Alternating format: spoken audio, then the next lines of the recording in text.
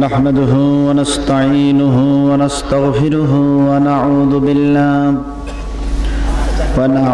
بالله من شرور أنفسنا ومن سيئات أعمالنا من يهده الله فلا مضل له ومن يضلله فلا هادي له ونشهد أن لا إله إلا الله وحده لا شريك له الذي أرسله بالحق بشيرا ونذيرا وداعيا إلى الله بإذنه وسراجا منيرا فقد قال الله تعالى في كلامه المجيد وفرقان الحميد أعوذ بالله من الشيطان الرجيم بسم الله الرحمن الرحيم يا أيها الذين آمنوا هل أدلكم على تجارة تنجيكم من عذاب أليم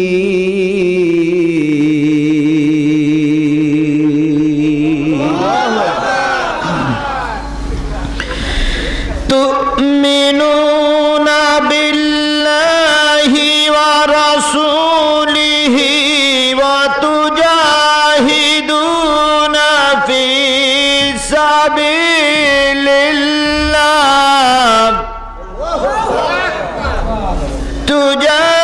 تجاهدون في سبيل الله بأموالكم وأنفسكم ذلكم خير لكم إن كنتم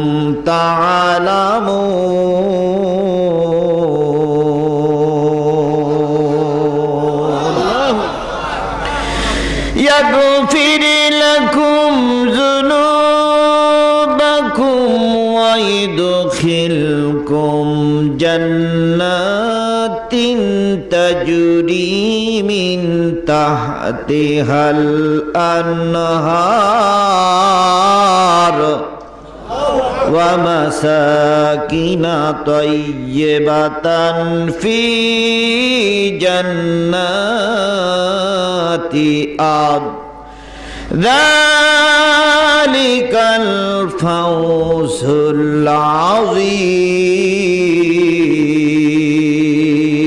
العظيم صدق الله المولانا العظيم وأما الشان حديث وعن أبي هريرة رضي الله تعالى عنه قال سئل يا رسول الله أي الأعمال الأفضل قال إيمان بالله ورسوله قيل ثم ماذا قال الجهاد في سبيل الله رواه البخاري أو كما قال رسول الله صلى الله عليه وسلم إن الله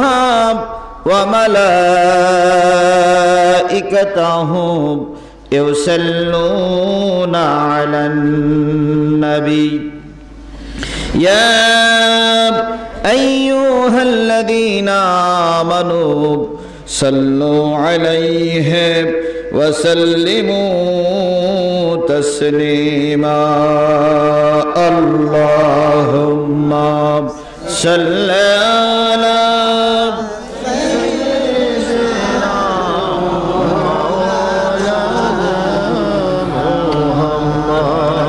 وعلى آل سيدنا مولانا মহব্বতের সহিত জোরে সরে বলুন আল্লাহুম্মা সাল্লি আলা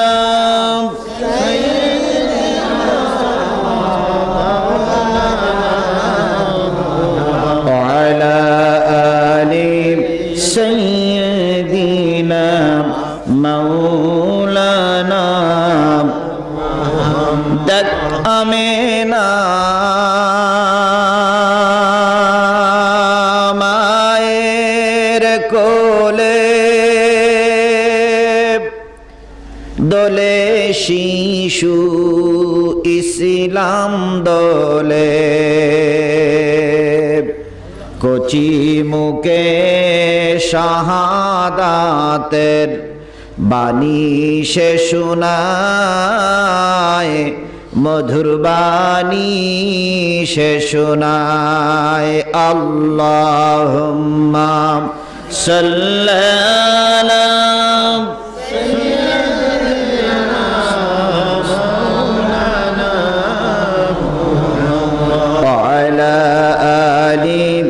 سيدنا حبيبنا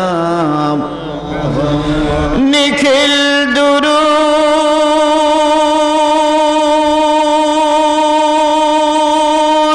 پڑھلینم صلی اللہ علیہ وسلم জিন পরিতাই ফেরেশতারা সালাম জানায় নবীর পায়ে সালাম জানায় নবীর পায়ে আল্লাহুম্মা সাল্লি আলা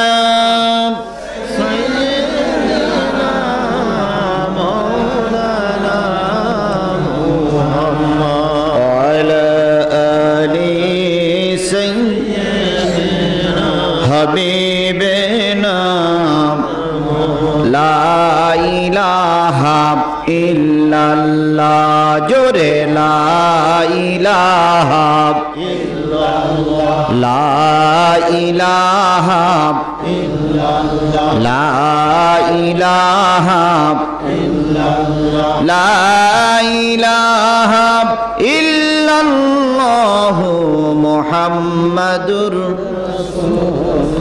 মা আমেনার কোলে একটি ছেলে জন্ম নিল আধার এলে বেলে মা আমেনার কোলে একটি ছেলে জন্ম নিল আধার এলে বেলে উঠল বাঁকা চাঁদ চাঁদ মামাটা চাইল ছেলের একটু আশীর্বাদ গাইল গজল ভোমরাওলি ধরল কোকিলি সুর সুরের তোড়ে পাষাণ হৃদয় হলো যে ভাঙসুর বইল বাতাস শান্ত হয়ে লু হাওয়া যায় থেমে অত্যাচারীর বুকে কাঁপন যায় গো তারা ঘেমে মেঘ কেটে ঠিক বেলা বাড়ে বাড়ে ছেলেটিও সেই ছেলেটি আমার নবী সবার তিনি প্রিয় লা ইলাহা ইল্লাল্লাহ লা ইলাহা ইল্লাল্লাহ লা ইলাহা ইল্লাল্লাহ মুহাম্মাদুর রাসূলুল্লাহ সকলে জবান খুলে একসাথে এক বাক্যে বলছি সাল্লাল্লাহু আলাইহি ওয়াসাল্লাম আদমদিঘি থানার বশিকোড়া দাখিল মাদ্রাসা ঐতিহ্যের দাবিদার বশিকোড়া দাখিল মাদ্রাসার একদিন ব্যাপী পবিত্র ইসালে সওয়াব ও তাফসিরুল কোরআন মাহফিল আজকের এই তাফসিরুল কোরআন মাহফিলের শ্রদ্ধাভাজন সম্মানিত সভাপতি আলহাজ মোহাম্মদ জসিমউদ্দিন খলিফা সহসভাপতি আলহাজ মোহাম্মদ আব্দুর রহমান রাজ আজকের এই মাহফিলের প্রধান অতিথি হিসেবে থাকার কথা ছিল জননেতা আলহাজ সিরাজুল ইসলাম খান রাজু সাবেক উপজেলা চেয়ারম্যান ও সাধারণ সম্পাদক বাংলাদেশ আওয়ামী লীগ উপজেলা শাখা আদমদিঘি বগুড়া বিশেষ অতিথিবৃন্দ বিশেষ করে আলোচনা করলেন কুন্দগ্রাম ইউনিয়ন পরিষদের সুযোগ্য চেয়ারম্যান, জননন্দিত নেতা এস.এম. বেলাল হোসেন সাহেব সহ আজকের এই মাহফিলের দাওয়াতি অন্যান্য অতিথিবৃন্দ। আলোচনা করেছেন হযরত মাওলানা তৌহিদুর রহমান রাশেদি, হযরত মাওলানা আফজাল হোসেন জিহাদি সাহেব সহ গর্বিত মায়ের গর্বিত সন্তান শ্রদ্ধেয় ওলামায়ে হযরত, বগুড়া জেলার বিভিন্ন থানা থেকে আগত, পার্শ্ববর্তী নওগাঁ জেলা থেকে আগত দিনদার পরেজগার মোত্তাকি মুসলমান ভাই ও বন্ধুগণ, পদ্মায় অবস্থানরত শ্রদ্ধাশীলা মা ও বোনেরা, সকলকে নিয়ে আবারও সালাম বিনিময় করছি। আসসালামু আলাইকুম ওয়া রাহমাতুল্লাহি ওয়া বারাকাতুহু। আল্লাহ পাকের দরবারে লক্ষ কোটি শুকরিয়া, যেই প্রচণ্ড শীতের ভিতরে আপনাকে আমাকে নিজের বাসা পরিত্যাগ করে আল্লাহর কোরআনের জন্য এই ময়দানে এসে বসার সুযোগ দান করেছেন। আমরা সকলে মিলে এসেছি কি শোনার জন্য? সবাই মিলে বলুন তো, কি শোনার জন্য? আমাদের চেয়ারম্যান সাহেবও বলেছেন আমি এই মাদ্রাসার ছাত্র, তিনি তার পরিচয় তুলে ধরেছেন এবং তিনি বলেছেন কোরআন হাদিসের কথা শোনার জন্য আমরা এসেছি। কোরআন হাদিস শুনতে চাই, কোরআন হাদিস জানতে চাই, কোরআন হাদিস বুঝতে চাই। ওনার কথার সঙ্গে আপনারা কি সবাই একমত? আপনারা একমত না হলে আমি একমত। যেহেতু আমরা এখানে এসেছি তো কোরআন শরীফ শোনার জন্য, কোরআন হাদিস জানার জন্য। জোরে বলেন ঠিক কিনা? আমরা এখানে কোরআন জানার জন্য, কোরআন বোঝার জন্য এসেছি। অবশ্যই আমরা কোনো রাজনীতি আলোচনা করার জন্য এখানে আসিনি, কারণ রাজনীতি আলোচনা হবে রাজনীতির মাঠে, কোরআনের মাঠে রাজনীতির আলোচনা নেই। কোরআনের কথা বলতে হবে, কোরআনের কথা শুনতে হবে, কোরআনের কথা বুঝতে হবে।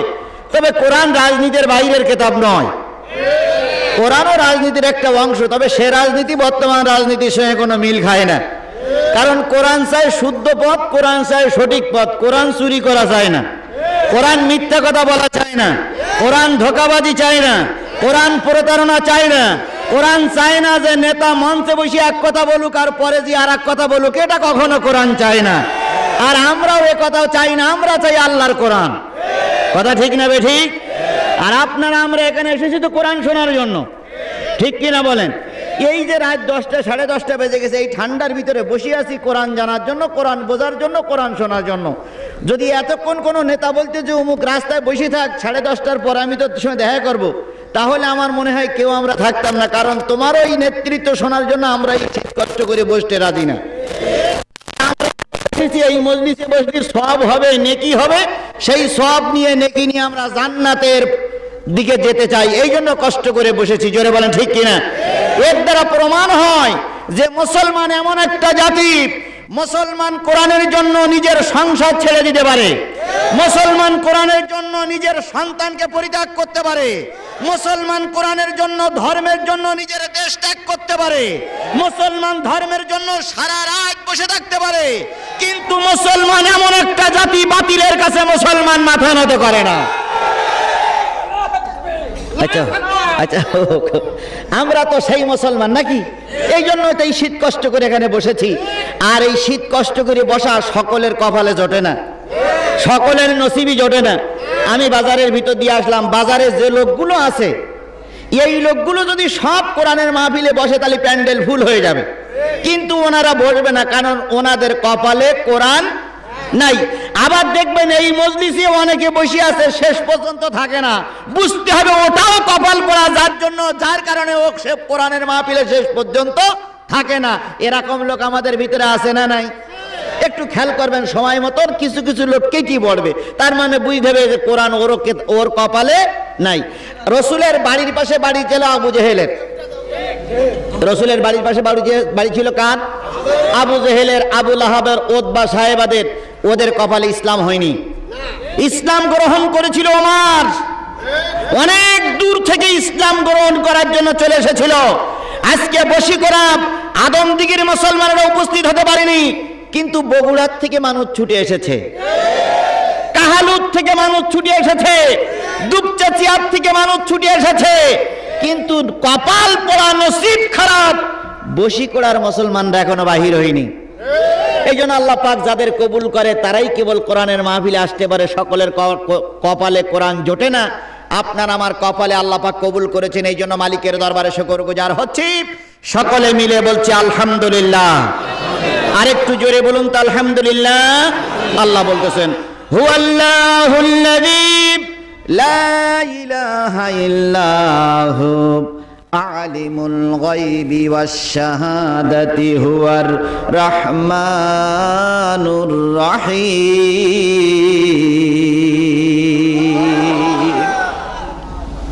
কোরআন তেলাওয়াত শুনলে যদি কেউ আল্লাহু আকবার বলে, আল্লাহ পাক তার জান্নাতে যাওয়ার পথ সহজ করে দেন। জোরে বলুন না আল্লাহু আকবার। আল্লাহ বলতেছেন তিনি সেই আল্লাহ, তিনি ছাড়া কোনো ইলাহা নাই। হুয়াল্লাহুল্লাযী লা ইলাহা ইল্লাহু আলিমুল গায়বি ওয়াশ শাহাদা, তিনি গায়েবের খবর রাখেন, দিবালোকের প্রকাশের খবরও তিনি রাখেন। গায়েবের খবর কে জানে? সামনাসামনি যেটা হয় ওটাও কে জানে? এটা যদি মুসলমান জানতো যে আমি যা করতেছি আল্লাহ সব দেখতেছে, আমি যা করতেছি আল্লাহ সব শুনতেছে, তাহলে মুসলমান এত ফেরেববাজ হতে পারতো না, মুসলমান এত প্রতারক হতে পারতো না। আমরা এত মিথ্যা কথা বলতে শিখেছি যে শয়তানও আমাদের কাছে হার মেনে গেছে। এত মিথ্যুক আমরা। যখন আমরা মিথ্যা কথা বলি, শয়তান তখন বলে আমি অহংকার করেছিলাম কিন্তু মিথ্যা কথা বলিনি। শয়তান অহংকার করেছিল কিন্তু মিথ্যা কথা বলিনি। শয়তান বলেছিল আমি আগুনের তৈরি আর মানুষ মাটির তৈরি, আমি মাটির তৈরি মানুষের সেজদা করবো না, কারণ আমি ভালো, আমি আগুনের তৈরি। আল্লাহ যখন বললে তুই সেজদা করেছিলি, কয় না আমি করিনি। শয়তান তো তখন বলতে পারতো যে আমি করেছি, একথা বলতে পারতো না। কিন্তু আমাদের মতন ইবলিস শয়তানের চেলা হলে বলতো যে হ্যাঁ এইটা হয়েছে ওইটা হয়নি, মানে যেটা সত্য সেইটারে মিথ্যা বানাইতো, যেটা মিথ্যা সেইটারে সত্য বানাইতো, যেটা 49 সেইটারে বানাচ্ছে 19, আর যেটা 19 সেটারে বানাচ্ছে 49। এটা হলো আমাদের মুসলমান। তাই বলি যে শয়তান আমাদের কাছে হার মেনে গেছে। আমরা যখন মিথ্যা কথা বলি ওই এলাকায় শয়তান থাকে না, শয়তান তখন চলে যাচ্ছে ভারতে না তবে আমেরিকায়। আর যায় আর বলে কি যে তোরা যে শয়তানি করতেছিস তোদের কাছে আমি ফেল, সুতরাং তোদের তার দায়িত্ব দিয়ে আমি আমেরিকা সফর করতেছি, আবার যদি কোনোদিন সুযোগ হয় আসবো, না আসলি তোরাই চালা।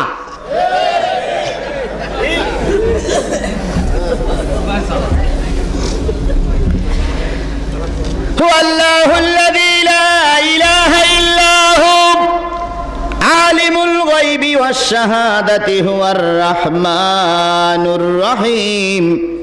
তিনি এমন একজন আল্লাহ, তিনি গায়েবের খবর রাখেন, প্রকাশ্য খবর রাখেন, আর তিনি রহমান, তিনি রহিম, তিনি গায়েবের সব কিছু রাখেন। সেই আল্লাহর শুকরিয়া আদায় করছি আলহামদুলিল্লাহ। আর জোরে বলুন আলহামদুলিল্লাহ। বিশ্ব মানবতার শ্রেষ্ঠ বন্ধু, সমস্ত নবী রাসূলদের শ্রেষ্ঠ রাসূল, আমাদের প্রিয় ভাজন নেতা, যার সুপারিশ ছাড়া কোনো মানুষ জান্নাতে যেতে পারবে না, সেই নন্দিত নেতার নামে লক্ষ কোটি দুরূদ আর সালাম সকলে মিলে বলছি সাল্লাল্লাহু আলাইহি ওয়াসাল্লাম। বন্ধুগণ, আমরা শুনেছি যে কেরামান কাতিবিন কাঁধে বসে সব সময় লেখে, এ কথাটা আপনারা শুনেছেন না ভাই? এখন কেরামান কাতিবিন মাহফিলে গেলে চারিপাশে বসে থাকে, চারিপাশে কেরামান কাতিবিন বসে আছে।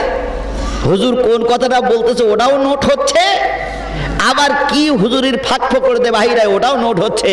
তারপরে আজকের কেরামান কাতিবিন যারা আছে তারা আবার আলেম, সুতরাং কথা আজকে অনেক হিসেব কিতাব করেই বলতে হচ্ছে। এই সেই দ্বিতীয় হুজুর না, সে দ্বিতীয় বক্তা, ওই দ্বিতীয় বক্তা বসে আছে, আর এই হলো সুভা, আর পাশে হইলো চেয়ারম্যান। তাহলে চিন্তা করেন, সব আমার পাশে ঘিরে রেখেছে, উল্টো পাল্টা গাড়ি চালালেই বিপদ।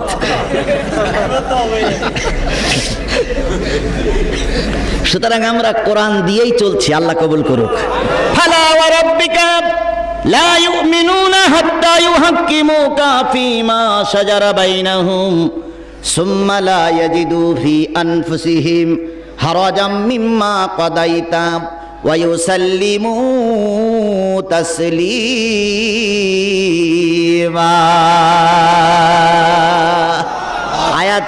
আয়াত থেকে কোরআন শরীফে আছে, আল্লাহ বললেন ও নবী তোমার রবের কসম, লা ইউমিনুনা, তারা মুমিন নয়, হাত্তা ইউহাক্কিমুকা ফীমা শাজারা বাইনাহুম, যতক্ষণ পর্যন্ত সংসার থেকে সংসদ, চৌকিদারের অফিস থেকে বঙ্গভবন, প্রাইমারি স্কুল থেকে বিশ্ববিদ্যালয় পর্যন্ত, ইবতেদায়ী মাদ্রাসা থেকে শুরু করে সর্বোচ্চ ডিগ্রিধারী আলিয়া মাদ্রাসা পর্যন্ত, কওমি মাদ্রাসা পর্যন্ত, এক কথায় সকল জায়গায় আমার নাজিলকৃত কোরআনের বিধান চালু না হবে ততক্ষণ পর্যন্ত লা ইউমিনুনা, তোমরা মুমিন বলে দাবি করতে পারবে না। তাহলে কোরআনের বিধান যদি সমাজে চালু না করা যায় আমরা পুরাপুরি মুমিন বলে দাবি করতে পারবো না। কথাটা কে বললেন? আল্লাহ কি মিথ্যা কথা বলে? আমাদের নেতারা কোরআন শরীফ মাথায় করে নিয়ে, মাথায় হাজির মাল পরে, হাতে তসবিহ নিয়ে, বুকে কোরআন নিয়ে মিথ্যা কথা বলে, এরকম নেতা আমাদের সমাজে আছে না নাই? কিন্তু আমার আল্লাহর বেলায় ওরকম পরিকল্পনা কি গ্রহণ করা যাবে? আল্লাহ বলে দিলেন নবীর ও নবী, রবের কসম, ততক্ষণ পর্যন্ত পুরোপুরি মুমিন হতে পারবে না যতক্ষণ পর্যন্ত কোরআনের বিধান, কোরআনের আইন তোমাদের সমাজে চালু না হবে।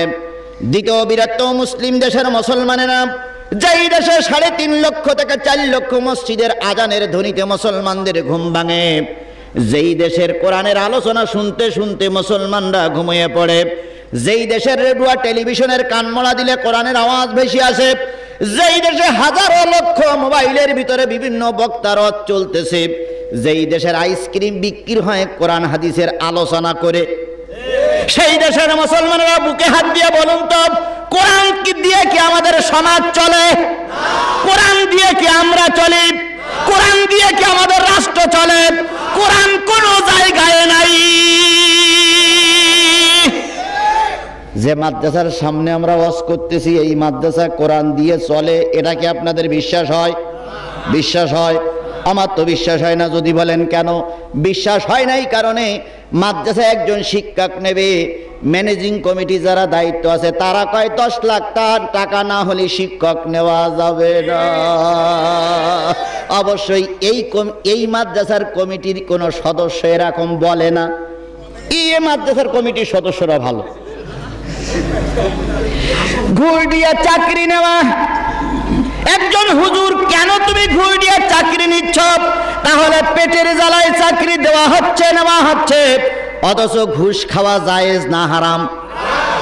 অথচ সেই ঘুষ প্রচলিত নিয়ম আমাদের সমাজে চালু হয়ে গেছে। তাহলে মাদ্রাসার ভিতরে কোরআন হাদিসের নিয়ম চালু নাই, শুধু পড়ানো হয় কিন্তু চালু নাই। যদি চালু থাকতো তাহলে এই মাদ্রাসার অবস্থা পরিবর্তন হতো। যারা বলেন ঠিক কিনা? সুতরাং মাদ্রাসায় কোরআন ঠিক মতন চালু নাই। এবার যান মসজিদে, মসজিদে কোরআনের আইন চালু আছে না? আছে, আছে। গতকালকের আগের দিন গেছে কি বার? শুক্রবারের দিন ইমাম সাহেব যদি খুতবায় বলি থাকে যে সুদখোরের মসজিদে মাতব্বারি চলবে না, কোন বেনামাজি মসজিদ কমিটির সদস্য হতে পারবে না, এটা কি কোরআনের কথা না হুজুরির বানানো কথা? এই কথা যদি হুজুর শুক্রবারের দিন বলি থাকে, সামনে শুক্রবারে ও হুজুরের নামাজ পড়তে আসা লাগবে না। কমিটির লোকেরাই বলে দেবে ও হুজুর বাদ দাও। কথা ঠিক না? ঠিক। তাহলে মসজিদে ইসলাম নাই, মাদ্রাসায় ইসলাম নাই, সমাজে ইসলাম নাই। এখন ইসলাম খুঁজতেছি। ভাই যে কথাটা বলেছেন, ইসলাম খুঁজতেছি আমরা বিভিন্ন জায়গায়। এতদিন মনে করতাম তাবলিগির ভিতরে মনে হয় সহি ইসলাম আছে। ও আল্লাহ, 2 গ্রুপ মারামারি করিয়া কোনিয়ে, ওর বলে ফাসেক, ওর বলে মুনাফিক। জবায়ের গ্রুপ আর 7 গ্রুপ, 2 গ্রুপ। একজন বলতেছে মাদ্রাসা বানাও, আর একজন বলতেছে মাদ্রাসা বানানি হারাম। একজন বলতেছে মসজিদের ইমাম বেতন নিতে পারবে, আর একজন বলতেছে যে মসজিদের হুজুর বেতন নেবে ওই হুজুরের পিছনে নামাজ পড়া হারাম। চেয়ারম্যান সাহেবের মতন আমার বলতে হবে না আমরা এখন যাব কোন দিকে। এবার আসেন পীরির ভিতরে ঢোকেন। ও আল্লাহ, পীরিধির ভিতরে বিভিন্ন রং বেরঙের পীর এখন শুরু হয়েছে। কেউ দাড়ি রাখে না, উনিও পীর বলে দাবি করতেছে। কেউ বা দাড়ি রাখে না, উনি পীর। আবার কেউ বা জীবনে নামাজ পড়ে না, উনিও পীর। কেউ দাড়ি গোপ চুল একসঙ্গে রেখে দিয়েছে, জাত পেকে গেছে, 40 বছরের ভিতরে একদিনও গোসল করে না, উনিও পীর। আবার কেউ নারী পুরুষ একসঙ্গে নিয়ে হই হুল্লোড় করতেছে, উনিও পীর।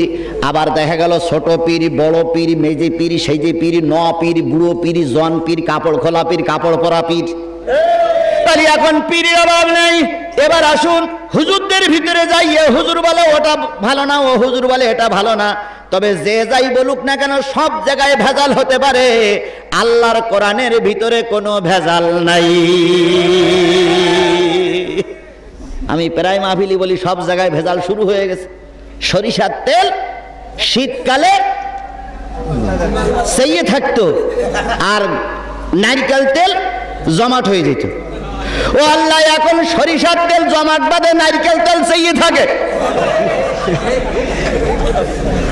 তাহলে তেলের ভিতরে ভেজাল। কথা ঠিক না বা ঠিক? চাউল কিনে নিয়ে আসলেন 45 টাকা 50 টাকা কেজি দর, একটু ভালো ভাত খাবেন, 2-3 দিন খাওয়ার পরে এমন পাথর বেরিয়েছে দাঁত গেছে ভেঙে, তাহলে চালির ভিতরে কি ভেজাল। বিষ কিনে নিয়ে আসছেন দোকান থেকে, খেয়ে একটু মারা যাবেন, শান্তি পাবেন, বউয়ের জ্বালা সহ্য হয় না, খেয়ে পড়ে আছে 3 দিন মরণ হয় না। ডাক্তারের কাছে পরীক্ষা করে দেখা গেল এটা অরিজিনাল বিষ না, এটা ভেজাল মার্কা বিষ। রেল আসার কথা ছিল 3টার সময়, 6টা বেজে গেছে, আসে না। কি হইল? ওর ভিতরেও ভেজাল শুরু হয়েছে। তাহলে সব জায়গায় ভেজাল, কেবলমাত্র ভেজাল নেই আল্লাহর কোরআনে আর রাসূলের হাদিসে। যারা বলেন ঠিক কিনা? সেই আল্লাহ বলতেছেন ফালা ওয়া রাব্বিকা লা ইউমিনুনা, ততক্ষণ পর্যন্ত মুমিন হতে পারবা না যতক্ষণ পর্যন্ত এই সমাজে কোরআনের বিধান চালু না করা যাবে। যতক্ষণ পর্যন্ত কোরআনের বিধান এই সমাজে চালু না হবে ততক্ষণ মুমিন হওয়া যাবে না। এবার আমার সমাজে কোরআন নাই, যার কারণে আমাদের ভিতরে এত দ্বন্দ্ব চলতেছে। এই আয়াতটা যখন নাজিল হলো, রাসূল সাল্লাল্লাহু আলাইহি সাল্লাম তখন মদিনার প্রেসিডেন্ট। সুবহানাল্লাহ, সুবহানাল্লাহ, সুবহানাল্লাহ। আবার প্রেসিডেন্টের কথা শুনলি তো 2-1 মুখ টুক কালো হয়ে হনুমানের মতন। রসুল প্রেসিডেন্টে এখানে আলোচনা করা লাগবে কে? কথা ঠিক না বেঠি? আমার ভাই, রাসূল মদিনার প্রেসিডেন্ট, মক্কা থেকে হিজরত করে মদিনায় চলে গেলেন। 13টা বছর নবুয়তি কাজ করলেন মক্কায়, কিন্তু লোক তৈরি করতে পারলেন না। তাই তো রসুল হিজরত করে কোন জায়গায় চলে গেলেন? মদিনায়। ছোট্ট একটা রাষ্ট্র হলো, ওই রাষ্ট্রের প্রেসিডেন্ট মুহাম্মদ সাল্লাল্লাহু আলাইহি সাল্লাম তিনি মক্কা থেকে কিছু লোককে সঙ্গে করে নিয়ে মদিনায় চলে আসছেন। মক্কা থেকে রসুলের সঙ্গে যারা আসছিল তাদেরকে কি বলা হয়? মুহাজির। আর যারা মদিনায় জায়গা দিয়েছিল, ঘর দিয়েছিল, তারপরে বাজার করার টাকা দিয়েছিল, 2টা বিবি থাকলে একটা বিবি তালাক দিয়ে মুসলমান ভাইয়ের সঙ্গে বিয়ে দিয়েছিল, তারা হলো আনসার। এই আনসার আর মুহাজির 2 গ্রুপ মিলে একজোট হয়ে এটা ইসলামী রাষ্ট্র হয়ে গেল। মক্কা থেকে যতগুলো লোক হিজরত করেছিল তার ভিতর থেকে একটা লোক ছিল, নাম হলো বিশর। বৈশিকার তালবস্বর কি হয়? বিশর। বিশর কালেমা পড়েছিল মুখে মুখে, কিন্তু অন্তরের ভিতরে ছিল ফাঁক। যে মুখী কলেমা পড়ে অন্তরের ভিতরে ফাঁক থাকে তারে কি বলা হয়? মুনাফিক। মনের ভিতরে ফাঁক, ওর নাম হলো মুনাফিক। মুনাফিক মুনাফিক হিজরত করেছিল, কিন্তু ঠিক মতন আল্লাহর পরে রসুলের পরে বিশ্বাস ছিল না। মুনাফিক হিজরত করেছে সম্পদের লোভে, টাকার লোভে, অর্থের লোভে, নারীর লোভে, গাড়ির লোভে, বাড়ির লোভে মুনাফিক হিজরত করেছে। এরকম লোক, এরকম মুনাফিক মার্কা মুসলমান আমাদের সমাজে এখনো আছে। মদিনায় ঘর বাড়ি ভাগ হয়ে গেল। বিশরের জায়গা পড়েছে এক ইহুদির বাড়ির পাশে। কার বাড়ির পাশে? ইহুদির বাড়ির পাশে। এখন বিশরের রাস্তায় বাহিরে বাজে পথটা সংকীর্ণ, পথটা খুব একটা বড় না, কিন্তু বিশরের জায়গা একটু বড় দরকার। ও চিন্তা করে আমার রাস্তা বড় করব কি করে। একদিন যায়, 2 দিন যায়, 3 দিন যায়, সুযোগ পায় না। হঠাৎ করে একদিন ইহুদি ঘুমায় আছে। মুসলমান বিশর ইহুদির 5 জায়গা দখল করে রাস্তা বড় করে নিয়েছে। সকালবেলা ইহুদি ঘুম থেকে উঠে দেখে যে মুসলমান বিশর 5 জায়গা দখল করেছে। ও ভাই, ভাই তুমি না হুজুরির দলের লোক, নবীর সাহাবী? কি হয়েছে? নবী সাহাবীরা কি হয়েছে? তো আমার জায়গা দখল করে নিলে কেন? আমার জায়গা তুমি রাত্রি ঘেরা দিয়ে বেড়া দিয়ে সব ঠিক করে নিয়েছে, ঘটনাটা কি?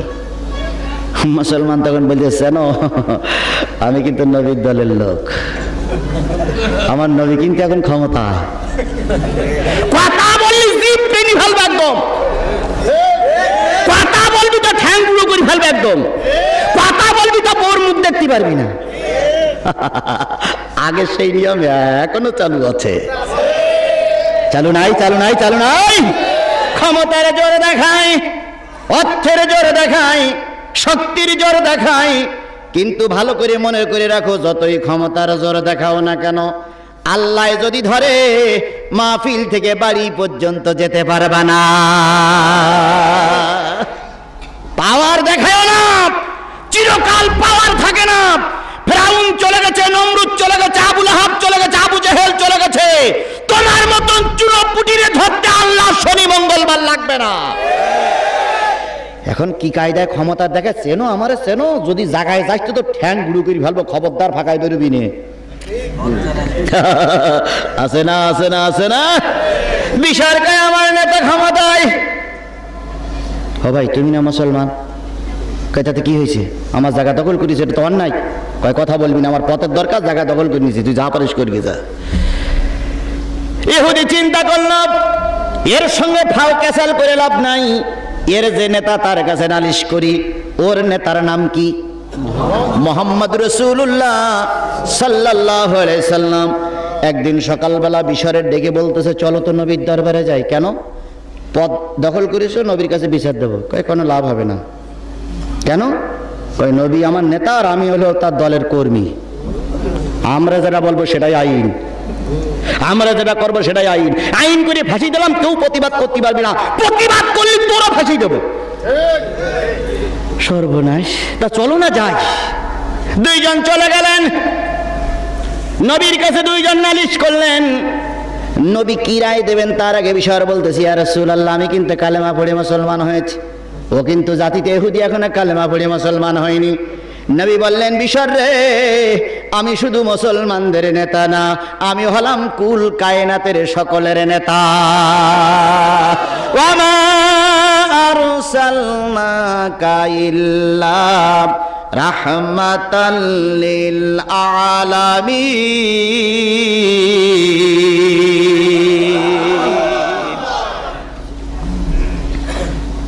ইহুদির বলতেছে কি হয়েছে? কয় হুজুর আপনার এই কর্মী আমার 5 জায়গা দখল করেছে। এই বেটা তুমি ওর জায়গা দখল করলে কেন? কয় হুজুর আমার একটু পথের দরকার ছিল তাই। হুজুর বলতে জায়গাটাও ছেড়ে দাও। সুবহানাল্লাহ, সুবহানাল্লাহ, সুবহানাল্লাহ। ইয়া রাসূলুল্লাহ আমি কালেমা বলেছি, তাতে কি হয়েছে? রাস্তা ছেড়ে দাও। বলুন তো মুসলমান খুশি না বেজার? মুসলমান বেজার। দুইজন চলে আসতেছে, আবার আপনাদের পাশে তো বেজার আছে নাকি? ও বেজারের বেজার না, মুসলমান অখুশি হয়ে গেছে। আসতেছে দুইজন, মুসলমান ইহুদিরি বলতেছে, যে নবী রায় দিল এ নবী তো লেখাপড়া জানে না, এ নবীর তো কিতাবের কোনো জ্ঞান নেই, যা আসে তাই বলে।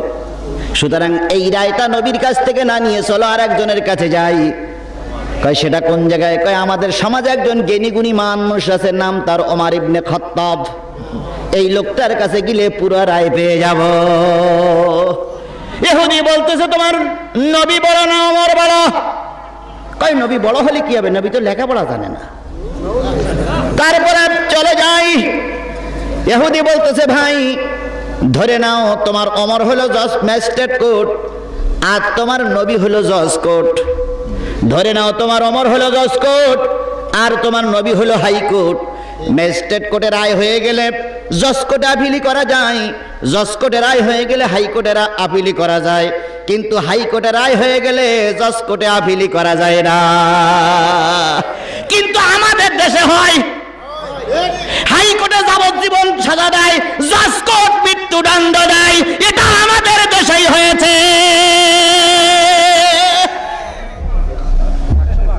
পৃথিবীর যত পরিবর্তন হয়েছে সব আমাদের দেশে। হাইকোর্ট দিল যাবজ্জীবন, জজ কোর্ট বলল না ফাঁসি। সুপ্রিম কোর্ট দিল যাবজ্জীবন, হাইকোর্ট বলল ফাঁসি দেওয়াই লাগবে। আমার ভাইরা, বিশার বলতেছে চলে যাই। দুইজনের কাছে চলে গেলেন। দুইজন চলে গেলেন ওমরের কাছে। ওমর ঘরের ভিতরে ছিল। ডেকে আনা হলো। দুইজন ওমরের কাছে তাদের বক্তব্য পেশ করলেন। ওমর কি রায় দেবে ওমর এই জানের মতো অবস্থায় ইহুদি বললেন, ভাই ওমর, এই জমির ফয়সালা, এই জমির রায় একবার নবী মুহাম্মদ দিয়ে দিয়েছে, কিন্তু তোমার ভাই মুসলমানের পছন্দ হয়নি, তাই তো তোমার কাছে নতুন রায় নেবার জন্য এসেছে। এমন রায় দিও না যাতে করে নবী অসন্তুষ্ট হয়ে যায়।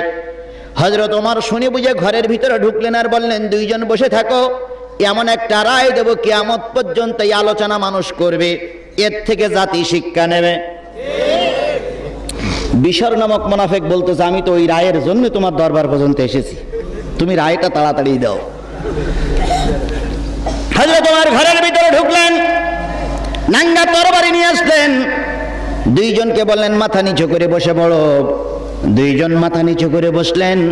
হযরত ওমর মুসলমান বিশরের মাথার পরে গদ্দানের পরে আঘাত করে বললেন, যেই ব্যক্তি মুহাম্মাদের রায় পছন্দ করে না, আমি ওমর, আমার কাছে এর চাইতে ভালো রায় আর হতে পারে না। গদ্দান থেকে মাথাটা আলাদা ছিটকে বলল। দুইটা যখন লাফালাফি করতেছিল, মুসলমানরা ছুটে চললেন নবীজির দরবারে। ইয়া রাসূলুল্লাহ, ওমর একজন মুসলমানকে হত্যা করেছে। নবীজি যখন ওমরের কাছে আসলেন, আল্লাহ পাক এই আয়াত নাযিল করে দিয়ে বলেন, ফালা ওয়া রাব্বিকা লা ইউমিনুনা হাত্তা ইউহাক্কিমুকা ফীমা শাজারা বাইনাহুম। ততক্ষণ পর্যন্ত কেউ পুরোপুরি মুমিন হতে পারবে না যতক্ষণ পর্যন্ত নবীর রায় সে সন্তুষ্ট চিত্তে মেনে না নিতে পারবে। সুতরাং যাকে হত্যা করা হয়েছে এ মুসলমান না, এ কালেমাওয়ালা হতে পারে, টুপিওয়ালা হতে পারে, কিন্তু জাতিকে মুসলমানদের শত্রু। সেই নবীর নামে দুরূদ আর সালাম দিয়ে আমরা শুরু করছি। সকলে মিলে বলছি সাল্লাল্লাহু আলাইহি ওয়াসাল্লাম। রাসূল আমার ভালোবাসা, রাসূল আমার আলো আশা, রাসূল আমার প্রেম বিরহের মূল আলোচনা, রাসূল আমার কাজে কর্মের অনুপ্রেরণা, রাসূল আমার ভালোবাসা। নেতার মতন নেতা আমি পাই না যখন খুঁজে, কান্দি এবং কান্দি শুধু এই দুটি চোখ বুজে, তখন তোমার বদর উহুদ যোগায় মন্ত্রণা, রাসূল আমার কাজে কর্মের অনুপ্রেরণা। সেই রসুলের নামে দুরূদ দিয়ে আমরা কোরআনের তেলাওয়াতকৃত আয়াতের দিকে চলে যাচ্ছি। বন্ধুগণ, এটা হলো কোরআনের মাহফিল। কিসের মাহফিল? আল্লাহ বলতেছেন, ফাইদা কুরিয়াল কোরআন ফাসতামিউ লাহু ওয়া আনসিতু লাআল্লাকুম তুরহামুন। যখন তোমাদের সামনে কোরআন পড়া হবে, তোমরা কোরআনগুলো চুপচাপ বসে বসে শোনো। কে বলতেছেন? যদি চুপচাপ বসে বসে শোনো, লাআল্লাকুম তুরহামুন, আশা করা যায় আল্লাহ পাক তোমাদের রহমত দিয়ে ভরে দেবে। তাহলে চুপচাপ বসে বসে কোরআন শরীফ শুনলে রহমত করবেন কে? আপনাদের কি রহমতের দরকার আছে? যদি থাকে তাহলে কোরআন শরীফ চুপচাপ বসে বসে শুনুন। দাঁড়ানো লোকগুলোরে বলি, যদি রহমতের প্রয়োজন থাকে বাবা কোরআনের মাহফিলে বসো। আর যদি মনে করো আমার যা সওয়াব আছে আর নতুন করে সওয়াবের দরকার নাই, তাহলে তারা চলে যাক। যাদের সওয়াবের দরকার, নেকির দরকার, তারা এসে বসুক। আর যাদের নেকির দরকার নেই তাদের কোরআনের মাহফিলে বসারা। যে একজন কয় অত সওয়াবের দরকার নেই, এরকম বলা লোক আছে না? তারা কোরআনের মাহফিলে বসবে না। সুতরাং আমাদের যাদের নেকির দরকার আমরা বসি। আল্লাহ আমাদের কবুল করুক, সকলে বলুন আমিন। আরো সামনে যান, আল্লাহ বলতেছেন, ওয়াকালাল্লাযীনা কাফারু লা তাসমাউ লিহাদাল কোরআন। কাফেরেরা বলে এই কোরআন যেন তোমরা শোনো না। কারা বলে? জোরে বলুন না, কারা বলে? এ জাতীয় কাফের আমাদের বাংলাদেশে একটাও নাই। নাই কোন জায়গায় আছে? কোন জায়গায় আছে? বাংলাদেশে আছে। আপনারা খুঁজে বেড়ান, আমি খোঁজার সময় নেই আমার। তবে আল্লাহ বলে দিলেন, যারা বলে কোরআন শুনো না ওরাই হলো কাফের। যদি ওর মুখে দাড়ি থাকে তাহলে বুঝতে পারো দাড়িওয়ালা কাফের। যদি ওর মাথায় টুপি থাকে বুঝতে পারো টুপিওয়ালা কাফের। যদি ওর মাথায় হাজি রুমাল থাকে তাহলে বুঝতে পারো হলো হাজি রুমালওয়ালা কাফের। ও যদি হজ করে থাকে বুঝতে পারো আলো হজ কাফের। কারা? যারা বলে কোরআন শুনো না। আবু জেহেল কি মোহাম্মদ সাল্লাল্লাহু আলাইহি সাল্লামকে প্রথম ঘর থেকে বাহির করে দিয়েছিল? বলেছিল যে মোহাম্মদ যে কোরআন পড়ে ওই কোরআন জানো তোমরা? আজকে আমাদের দেশে কিছু মুসলমান একথাই বলতেছে কোরআন শুনো না। এই জন্য কোরআনের মাহফিলগুলো আস্তে আস্তে উঠে যাচ্ছে। এখন হয়েছে ইসালে সব, এখন হয়েছে সব রেসানি। আগে যে তাফসীর মাহফিল ছিল এই তাফসীর মাহফিল এখন হয় না, প্রায় জায়গায় বন্ধ হচ্ছে। কারণ হলো তাফসীর মাহফিল থেকে সঠিক কথা যেই হুজুররা বলে সেই হুজুরির পরেও নিষেধাজ্ঞা, আর সেই কোরআনের মাহফিলের পরেও নিষেধাজ্ঞা। সুতরাং আমার আল্লাহ বলে দিলেন লা তাসমাউ লিহাযাল কোরআন, কাফিররা বলে এই কোরআন যেন তোমরা শুনো না।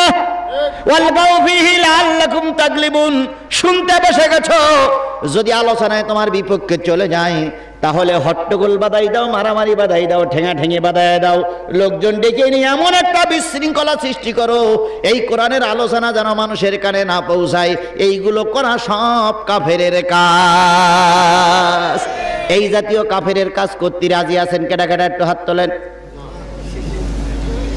যে হুজুর আমি এই কাজ করি, কোরআনের মাহফিলটা বন্ধ করে দেবো, আছেন কেডা? হাত তোলেন। নাই। এক নম্বর। দুই নম্বর আমার আল্লাহ বলেন ওয়াইদা তুতলা আলাইহিম আয়াতুনা বাইয়িনাতিন তারিফু ফি উজুহিল্লাযিনা কাফারুল মুনকার, এই কোরআনের আলোচনা যখন হবে ওই মজলিসের ভিতরে যদি কোনো কাফের এবং মুনাফিক থাকে দেখবা সকলে কোরআনের আলোচনা শুনে খুশি, কিন্তু কাফের আর মুনাফিক যারা আছে তারা খুশি হবে না, বরং তাদের মুখগুলো মলিন হয়ে কালো হয়ে যাবে। সবাই খুশি হবে, আনন্দ পাবে, আর মনের মতন এগুলো হলো কাফের আর মুনাফিকের কাজ। সুতরাং এই কাফের আর মুনাফিকের কাজ আমরা করতে রাজি, জোরে করতে রাজি। তাহলে যতক্ষণ আমরা থাকি ততক্ষণ কোরআনের কথাই চলবে। রাজি আছে? রাজি আছে? এবার আমি চেয়েছিলাম 12টা পর্যন্ত বলবো, কিন্তু আসতে আমার 15 মিনিট সময় বেশি হয়ে গেছে। এই জন্য আজকে আলোচনা হবে 12টা বেজে 15 মিনিট পর্যন্ত। তার মানে সময় আছে মাত্র আর 1 ঘন্টা। এই 1টা ঘন্টা সময় কোরআনের মাহফিলে থাকতে রাজি আছেন কারা কারা? না না না না না, হাত নামান, হাত নামান, হাত নামান। আপনারা সবাই রাজি, আপনাদের হাত তুলে কষ্ট দেব না। যারা রাজি না তারাই হাত তুলুক, কারণ সবাই কষ্ট দিয়ে লাভ নেই। যারা রাজি না তারা হাতও তুলুক, চলে যায় যাক। তাহলে কোরআনের মাহফিল যারা শুনবে এরা মুসলমান, কোরআনের মাহফিলে যারা বাধা দেবে শুনবে না, বুঝতে হবে মুসলমান রূপী জন্ম নিয়েছে কিন্তু শরীরের ভিতরে ভেজাল রক্ত ঢুকেছে। এই জন্য কোরআনের মাহফিলে বাধা দেয় অথবা যদি মুখ মলিন করে চলে যায় তাহলে বুঝতে পারে ভেজাল মার্কা মুসলমান চলে গেল। যারা যাবেন আগে ভাগে যান।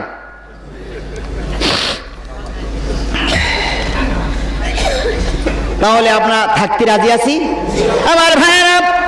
এবার আপনি বলতে পারেন যে হুজুর যে সময় চলতেছে, যে বিপদ আমাদের সামনে চলতেছে, ঝুঁকি নিয়ে কথা বলার দরকার নাই।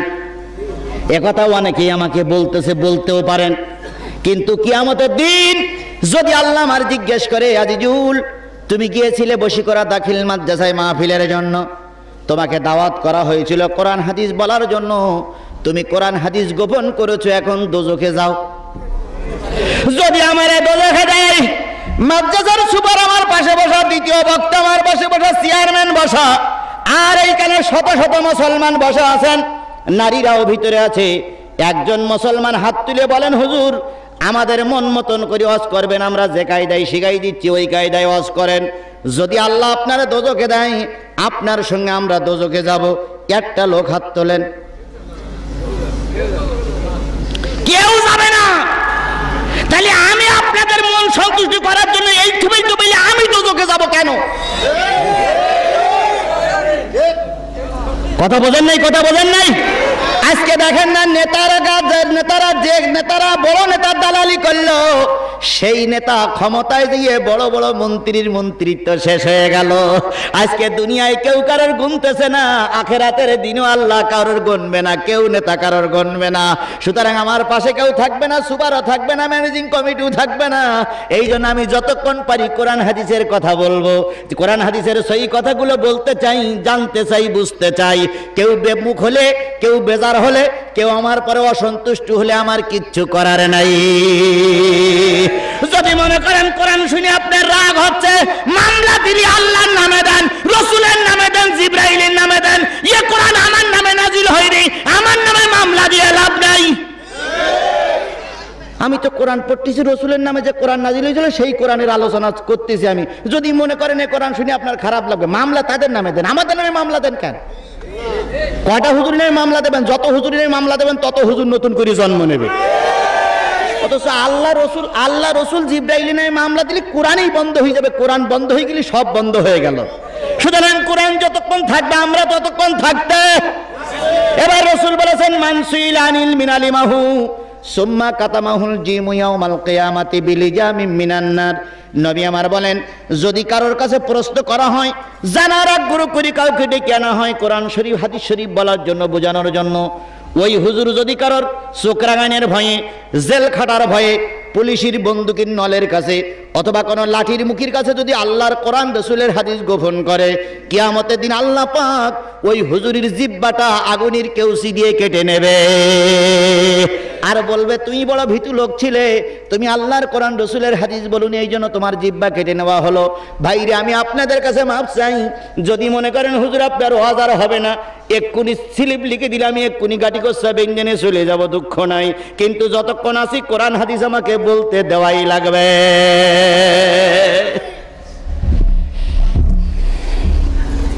সুবহানাল্লাহ বলেন আর আলহামদুলিল্লাহ বলেন, যা বলেন বলেন, কিন্তু হবে আজকে ওটাও আমি বলতেছি না, আমার কোরআন রসুলের হাদিস চলবেই। কথা ঠিক না বেঠিক? কথা ঠিক না বেঠিক? কারণ কোরআন শরীফ কোনো দলীয় কিতাব নয়, কোরআন শরীফ কোনো হুজুরের তাবিজ কবজ নয়, কোরআন শরীফ কোনো দালালের দালাল নয়। কোরআন আল্লাহর নাজিলকৃত কিতাব। কোরআনের কথা ততক্ষণ চলবে যতক্ষণ মুসলমান ঈমান নিয়ে বেঁচে থাকবে। আমরা যতক্ষণ রুহু নিয়ে বেঁচে থাকবো ততক্ষণ কোরআনের কথা চলবেই, চলবেই, চলবে। আর বাংলাদেশের বুকে কোরআনের কথা বলা যাবে না, এটা কারণ মামার বাড়ির আবদার নয়। এখানে কোরআনের কথা হবে, আল্লাহ কবুল করুক, সকলে বলেন আমিন। আমি আপনাদের সামনে তেলাওয়াত করেছি 28 নম্বর পারার 61 নম্বর সূরা। কত নম্বর পারা? কত নম্বর সূরা? সূরাতুস সফ। 14টা আয়াত, মদিনায় অবতীর্ণ সূরা। 14টা আয়াতের ভিতরে আমি তেলাওয়াত করেছি মাত্র 3টা আয়াত। কয়টা? 10, 11, 12। এখনো শেষের 2টা আয়াত আছে, আমরা মাঝখান থেকে 3টা আয়াতের আলোচনা করব ইনশাআল্লাহ। সব মানে হলো সারিবদ্ধ, লাইনবদ্ধ, কাতারবদ্ধ। আল্লাহ পাক বলতেছেন, ইন্নাল্লাহা ইউহিব্বুল্লাযীনা ইউকাতিলুনা ফী সাবিলিহি সাফফা। তোমরা আল্লাহর পথে এমন ভাবে লড়াই করো, সংগ্রাম করো, যুদ্ধ জিহাদের ময়দানে দাঁড়ায় যাও, কান্নাহুম বুনিয়ানুম মারসুস, যেন তোমরা সীসা ডালা পাহাড়ের মতন। দুনিয়ার কোনো শক্তি তোমাদের টলাইতে পারবে না, দুনিয়ার কোনো শক্তি তোমাদের ভেঙে ফেলতে পারবে না, দুনিয়ার কোনো শক্তি তোমাদের উপরে ফেলতে পারবে না। এরকম সারিবদ্ধভাবে দাঁড়ায় যাও, ঐক্যবদ্ধ হয়ে দাঁড়ায় যাও। তাহলে সপ্পান শব্দের অর্থ সারিবদ্ধ, ঐক্যবদ্ধ, দলবদ্ধ। বুঝতে পেরেছেন? কত নম্বর পারা? কত নম্বর সূরা? মোট কতটি আয়াত? 14টা আয়াতের ভিতরে তেলাওয়াতকৃত আয়াত কয়টি? এতক্ষণ সূরার নামকরণ বললাম। সূরাটা নাজিল হয়েছিল মদিনার উহুদের যুদ্ধের পরে। সূরাটা নাজিলের সময়কাল বলে দিলাম। এবার আয়াত 3টা নাজিল হলো কোন প্রেক্ষাপটে? আমি প্রেক্ষাপটে যাচ্ছি। উহুদের যুদ্ধ হয়ে গেল। প্রথম মুসলমানদের সঙ্গে কাফেরের সঙ্গে যে যুদ্ধটা হয়েছিল সেই যুদ্ধটার নাম হলো বদর। বদরের যুদ্ধে মুসলমানদের সংখ্যা ছিল কত? 313। কাফেরের সংখ্যা ছিল কত? 1000-এর উপরে। 313 জন মধ্যে মুজাহিদ 1000 কাফেরের মোকাবেলা করেছে। সেই যুদ্ধে আল্লাহ পাক বিজয় দান করেছে। আর আমরা এতগুলো মুসলমান, বাংলাদেশের এতগুলো মুসলমান, চোরেরা ঠিক মতন চুরি করে নিয়ে গেল, সেই দেখলাম কিছুই বলতে পারলাম না।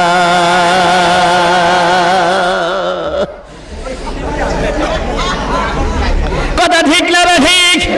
তাহলে সেই মুসলমান এই মুসলমান এক মুসলমান না। তবে তখন ছিল লাঠির যুদ্ধ, আর এখন যে ফুটুট টুটুট টুটুট টুটুট টুটুট করা যুদ্ধ। এখানে টিকে থাকা, কালেমা পড়ি টিকে থাকা বড় কঠিন রে ভাই। যদি বলেন আমি বিরাট ইমানদার, 5 জন পুলিশ উকি এসে তো উকি মারে। আর যদি বলে কে রে কথা বলছে, কারা শুনতে এসেছে, আপনি শুধু একবার তাকাই দেখবেন, এই গেট দিয়ে চলে যাবেন, কালকে সকালবেলার আগে আপনার আর পাওয়া যাবে না। যাওয়ার সময় বলুন হুজুর আমি আর এখানে থাকবো না, হুজুর লাইন খারাপ। আমরা তো এই ইমানদার জোরে বলেন ঠিক কিনা? কথা বলা সহজ, কিন্তু কাজ করা বড় কঠিন রে ভাই। যে জামানায় বসবাস করছি, কাজ করা বড় কঠিন, সত্য কথা বলা বড় কঠিন অবস্থা হয়ে দাঁড়ায়েছে। আমি প্রায় জায়গায় উদাহরণ দেই। এক যুবক অসুস্থ হয়ে পড়েছে, সুস্থ মোটে হয় না, ডাক্তার কবিরাজ সব ফেল। হঠাৎ করে একদিন বগুড়ায় ল্যাবে একটা বড় ডাক্তার আসছে, তো এখান থেকে গেছে ডাক্তারের কাছে। ডাক্তার বলতেছে শোনো ভাই, তুমি তো আসতে 2-2:30 বাজাই ফেলেছো, দুপুর এখন তো হবে না, কালকে সকালবেলা রাতের প্রথম পেশাবটা নিয়ে আসবা, পরীক্ষা করে দেখবো তোমার কোন রোগে ধরিস। তো বাড়ি আসার পরে স্ত্রী জিজ্ঞেস করছে কি খবর? কালকে সকালবেলার প্রথম পেশাব পরীক্ষা করবে, তারপরে বলবে আমার কোন রোগে ধরিস। সকালবেলা উঠে পেশাবটা বোতলে কাচের পাত্রে ধরিয়ে রেখে গেছে মাঠে কাজ করতে। স্ত্রী চিন্তা করছে যে স্বামীর তো কালকে চিকিৎসা হয়নি, বলেছে পেশাব পরীক্ষা করতে। পেশাবের রং পরিবর্তন হইল কিনা একটু দেখি তো, পেশাবের ভিতরে কোনো জীবাণু আছে কিনা দেখি তো। এখন ওই বোতলটা নিয়ে নাড়াচাড়া করছে, নাড়াচাড়া করতে করতে হঠাৎ করে হাতের থেকে পড়ে গেছে পাকা জায়গায়। কাছের বোতলে পেশাব পড়ে গেছে পাকা জায়গায়, ওকে থাকার কথা, ভেঙে চুরে সব পেশাব সর্বনাশ হয়ে গেছে। চিন্তা করতে স্বামীর মোটে চিকিৎসা হয় না, এতদিন পরে একটা ভালো ডাক্তার বললো, ডাক্তার বললে পেশাব ধরে নিয়ে যেতি। আর এখন আসার পরে যদি বলি তোমার পেশাব দেখতে গিয়ে ভেঙে গেছে, তাহলে তো আমার আগে সহ্য না করবে, ওর আগে তো ডাক্তার বাড়ি আমার যাওয়া লাগবে। তো ওর মারির হাত তখন তো বাসি, ওর ভিতরে পেশাব খানিকটা ঢুকেই রেখে দিয়েছে। রেখে দেওয়ার পর ও লোক বাড়ি মাঠের থেকে এসে গোসল টোসল করে ওই পেশাব নিয়ে ডাক্তার বাড়ি চলে গেছে। এখন ডাক্তার পেশাব পরীক্ষা করে মুখের দিক তাকাই বলতে ঘটনাটা কি? তো বলছিস কেন? তো বলছি তুমি না পুরুষ লোক? তো বলছি তাই তো। ইয়ে হইল কি করে? কি ইয়ে যে এমন জিনিস বলার মতন না, তোমার ইয়ে সর্বনাশ কেটা করলো? তো বলছি ও ডাক্তার তুমি কি শুরু করিস? না আমি পরীক্ষা করি দেখলাম যে লাইন খারাপ। তো বলছি কি হয়েছে বলবা তো, কালকে এসে ভেজাল মার্কা তাড়াই দিলে আজকে আবার বলতে কি হয়েছে? কষ্ট আমি পেশাব পরীক্ষা করে দেখলাম তোমার পেটে 3 মাসের বাচ্চা। তখন ও চিন্তা করতো আল্লাহ তা কি করি সম্ভব, আমি না পুরুষ লোক, আমার পেটে বাচ্চা, ডাক্তার কি পাগল হয়েছে নাই নাকি? মন টন খারাপ করে বাড়ি এসেছে। যে বাজারের থেকে ঢুকলাম, বাজারটার নাম কি? নরসাদ বাজার। আসার পরে গ্রামের লোক জিজ্ঞেস করে কি ডাক্তার তোমার কি বললো? কাছে যা বলিছে রে ভাই এ তো বলার মতন না রে ভাই। কেন? ডাক্তার পরীক্ষা করে আমার বললো আমার না এই হয়েছে। তুই এ কি মানুষের সঙ্গে বলা যায়? এ কারোর সঙ্গে বলা যাবে না, শোনা যাবে, দেখা যাবে, করা যাবে, কিন্তু কি হয়েছে বলা, কি হয়েছে বলা। আমরা দেখতেছি শুনতেছি সমস্ত মানুষ স্থবির হয়ে গেছে, হওয়ার কথা ছিল কি আর হইলটা কি আমরা দেখবো শুনবো, কিন্তু বলা যাবে না।